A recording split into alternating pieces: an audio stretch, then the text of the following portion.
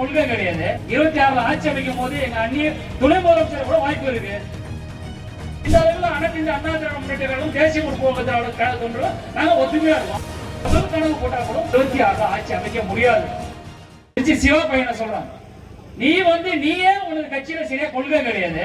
அந்த கொள்கையை பாத்தீங்கன்னா நீ உங்க அப்பா பதவியில் இருக்கிறது ஒரு கட்சி, அதுல முடியாம இன்னொரு கட்சிக்கு நீ போற, அங்கேயும் முன்னாடி தாக்கப்படுக்க முடியல, திருப்பி இன்னொரு கட்சியா இருக்க. உனக்கு என்ன கொள்கையில தகுதி இருக்கு எங்க பொதுச் செயலாளர் கழக அந்நியாரை பத்தி பேசுறதுக்கு? உனக்கு எங்களுக்கு ராஜ்யசபா சீட்டு தராங்க தரல இல்ல, நான் அடுத்ததுக்கு 26 ஆட்சி அமைக்கும் போது எங்க அந்நிய துணை முதலமைச்சர் கூட வாய்ப்பு இருக்கு.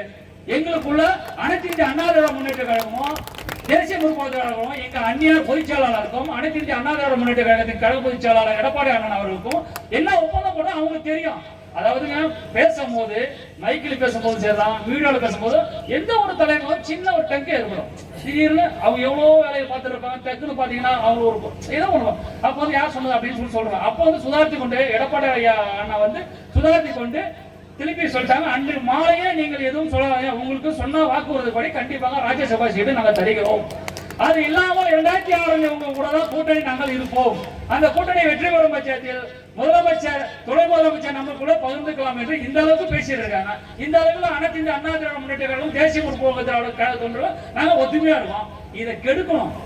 என்னன்னா, இவங்க 2 பேரும் ஒன்றா இருக்காங்களா, இதை கெடுத்து விட்டா நாம இவங்க போயிடுவாங்க, இவங்க போயிட நாம திருப்பி வரலாம். பகல் கனவு போட்டா கூட கிடைக்க அடுத்த 26 ஆட்சி அமைக்க முடியாது. தேசிய முற்போக்கு திராவிட கழகத்தின் இரும்பு மங்கை எங்கள் அந்நியார் இருக்கும் கூட்டணி தான் கண்டிப்பாக ஆட்சியை கைப்பற்றும் என்பதை நாங்கள் தெரிவித்துக் கொள்கிறோம். இதுபோன்ற செய்திகளை மேலும் தெரிந்து கொள்ள எங்களது யூடியூப், Facebook மற்றும் Twitter ஆப்களை சப்ஸ்கிரைப் செய்யவும்.